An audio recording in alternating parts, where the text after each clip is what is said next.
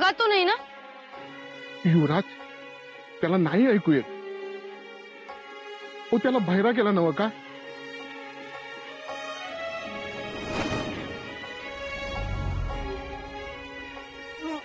चांद दोस्त आहे आमचा.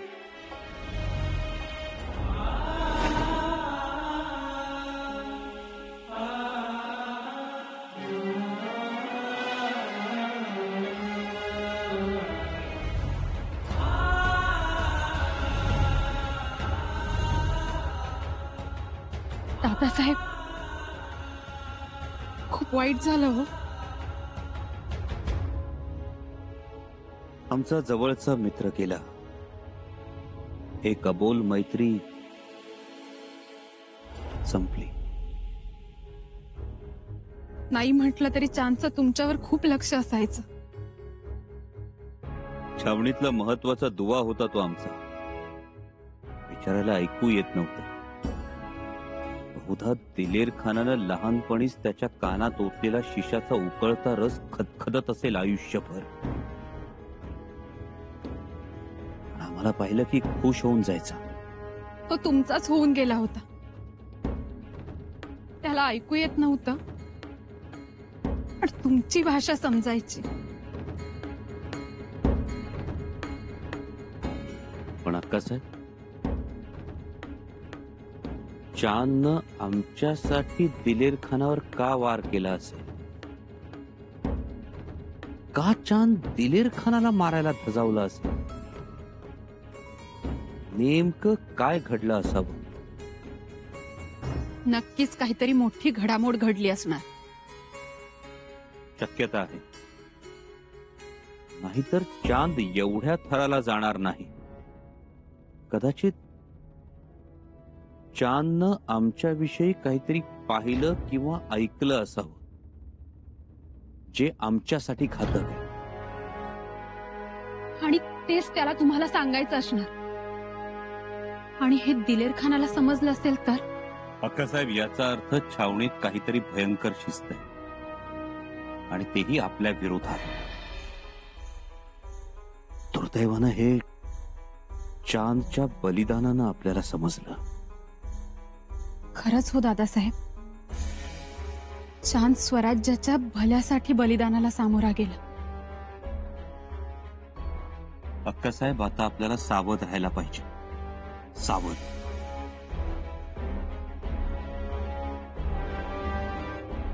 अक्कासाहेब, पांढरेच्या आई दही घेऊन आल्या, तो सुद्धा योगायोग नव्हता. बरोबर. त्या सुद्धा घुटमळत होत्या. म्हणजे कदाचित त्यांना सुद्धा काहीतरी सांगायचं होतं, काहीतरी सुचवायचं होतं.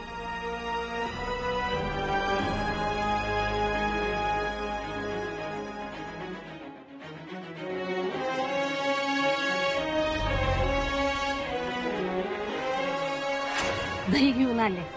घ्या. आईसाहेब, का आमच्यासाठी एवढी तकलीफ घेतली? लई करावंसं वाटतं, पण इथं या छावणीत काय करणार? त्यात हा चौकी पारा बघा कसा मेनासारखा चिकटलाय. ते मेण? वय वय मेनच. काय दह्याला मेणासारखा चिकटलाय?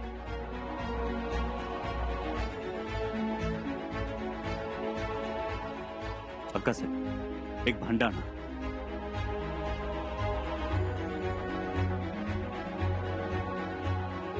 पाणी आणा.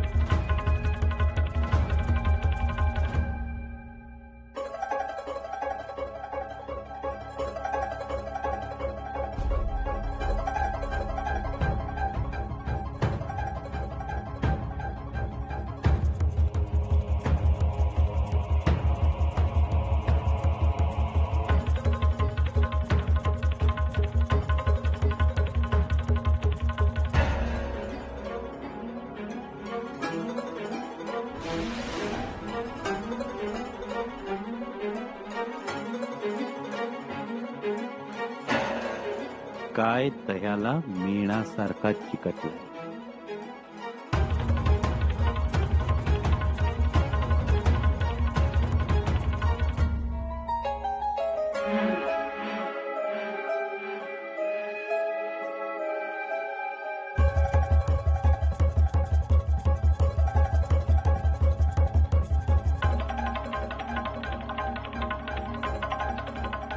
काय लिहिलंय? काही करा, छावणी सोडा. तुम्हाला कैद करून दिल्लीला पाठवण्याचा हुकूम आला आहे. 5,000ची फौज निघाली आहे. आज उद्या ती पोहोचेल.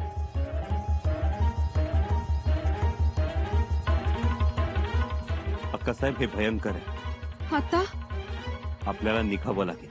दादासाहेब पहारे कडेकोट असतील. तरीही आपल्याला निघावंच लागेल.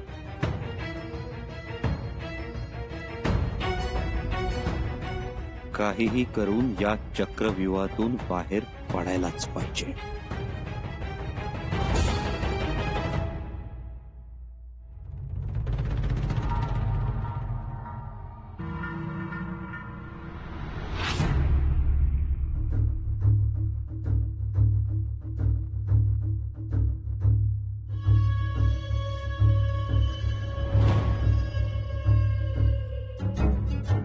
मुल्ला अहमद, खुशखबरी है. अरे हुजूर, क्या खबर है? अरे मुल्ला अहमद, बुरहानपुर से फौज निकल चुकी है. कल सुबह तक यहाँ पहुँच जाएगी. या अल्लाह, तेरा रहम है. आज की रात और आज का दिन संभा को संभालना है.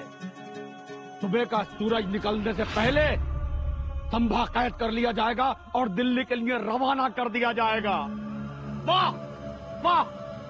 खान साहब, वाकई में वाह.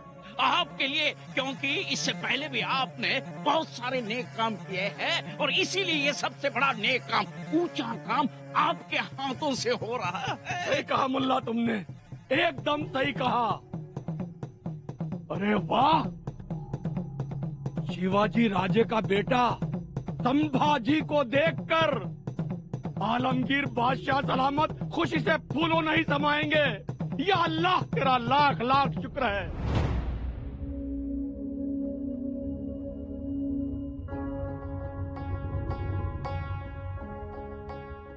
महाराज,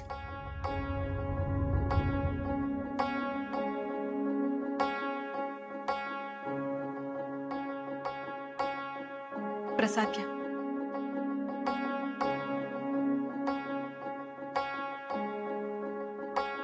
आज सदरेवर न जाता आपण देवघरात, आणि काल रात्रीही आपल्या महालात उशिरापर्यंत समयात येवत होत्या. होय पुतळा राणी साहेब, हल्ली आमची झोप गडावरून कुठे पाय उतार झाली माणूस ठाऊक.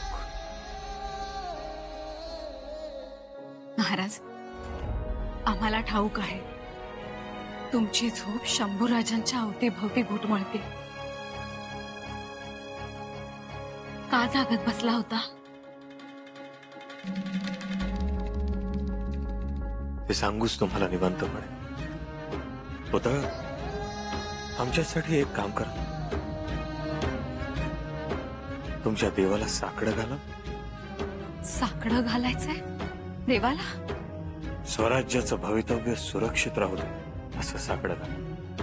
महाराज, काय बोलताय आपण? आपण आहात म्हणजे स्वराज्य सुरक्षितच आहे. शंभूराजांची काही खबर? साकडं घाला देवाला. तुम्ही देवाच्या जवळच्या आहात. तुमच्या शब्दावर देव मान डोलावतो. सगळं काही ठीक होऊ दे म्हणावं.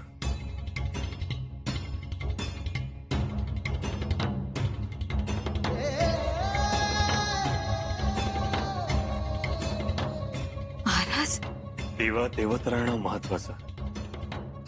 दिवा असेल तर उद्या मशाली पेटतील, पण वेळ लागतील. महाराज, आजपर्यंत अनेक संकटांना आपण धैर्याने तोंड दिलं. मोठमोठ्या संकटांना आसमान दाखवलं आपण. परंतु आज एवढा हळवं होताना आम्ही पहिल्यांदा पाहतोय तुम्हाला. कळव नाही पुतळारण साहेब, पण आमच्यातला बाप कालपासून धास्तावलाय. काय होईल काय नाही याची कल्पनाच करवत नाहीये मला. पुतळा, उद्याचा उगवणारा सूर्य हा आमचं हित ठरवेल.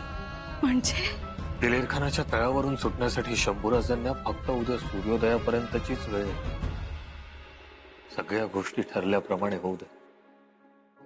शंभूराजांच्या हाती यश लागू दे असं साकडं घाल.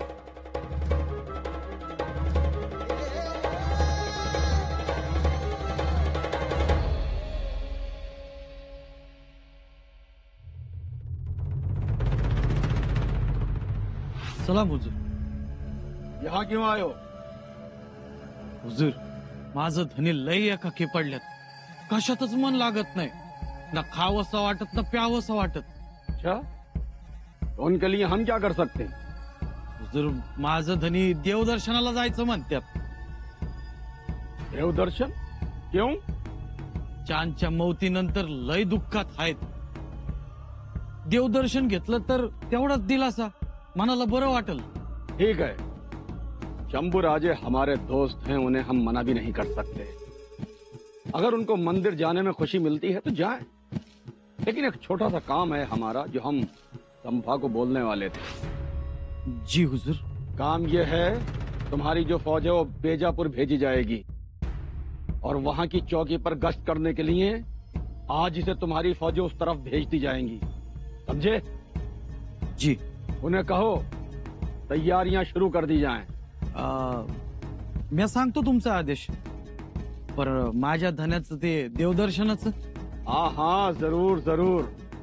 लेकिन हमारी एक शर्त है, जब शंभू राजे मंदिर जाएंगे तो उनके साथ साथ हमारा मुल्ला अहमद भी चलेगा. पर देवदर्शनासाठी मुल्ला साहेब कशाला? उल्टी जुबान हमसे मत बोलो. मंजूर है तो बोलो. ठीक है, इजाजत द्या.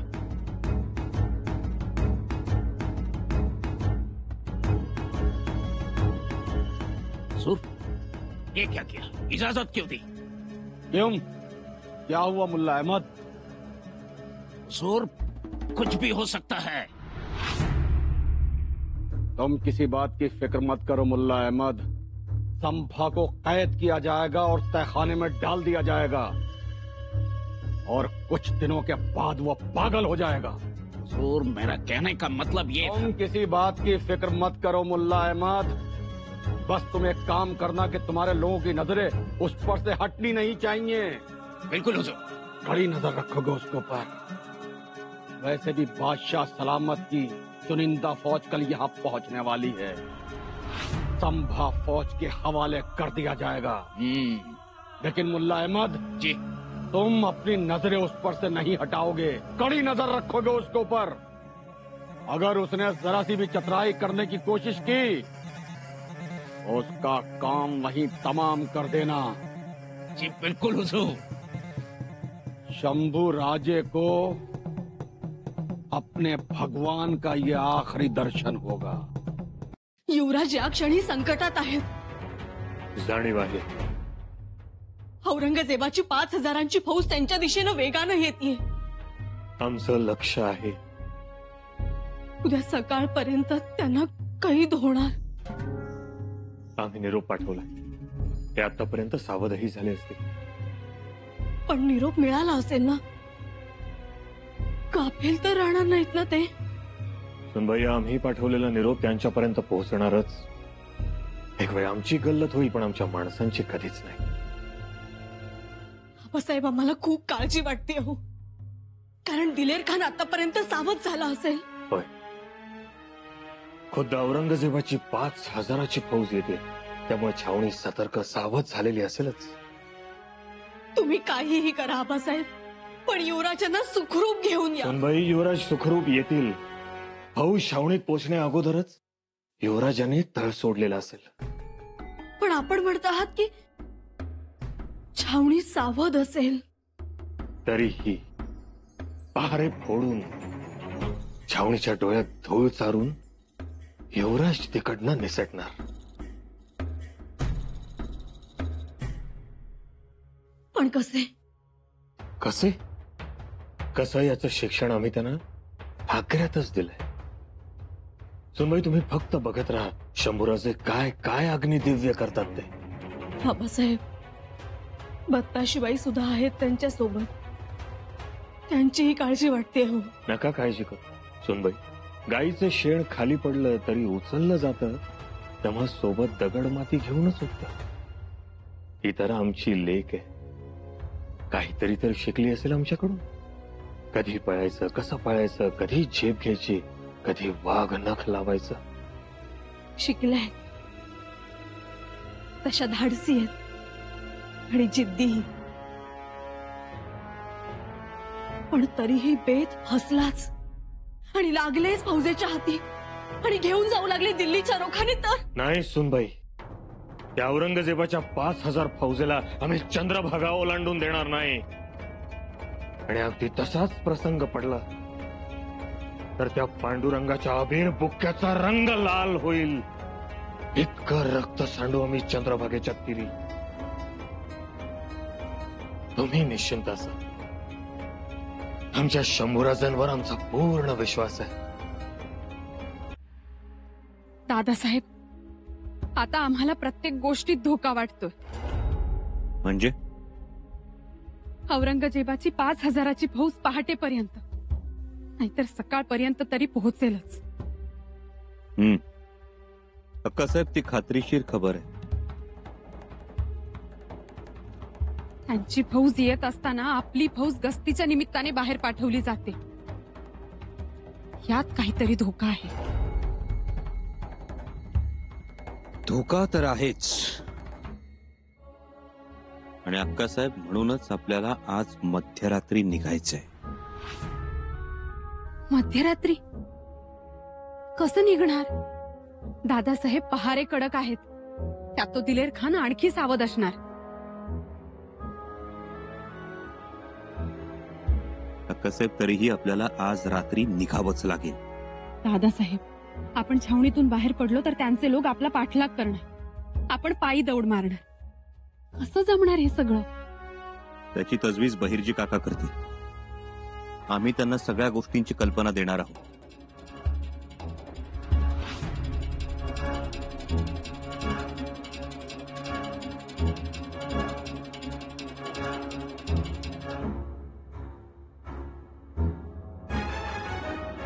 ज्योतिजी, युवराज, हे बघ, हा दिलेर खानाच्या छावणीचा नकाशा. हा दिलेर खानाचा शामियाना. ही त्याची फौज. इथं आपण. ही पागा आणि हे दारू गोळ्याचं कोठार. नीट बघून घे.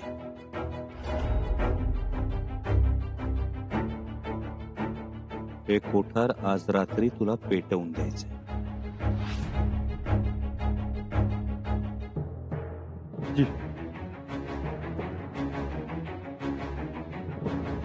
तो त्याची कोठाराजवळ कडक पहारा असणार.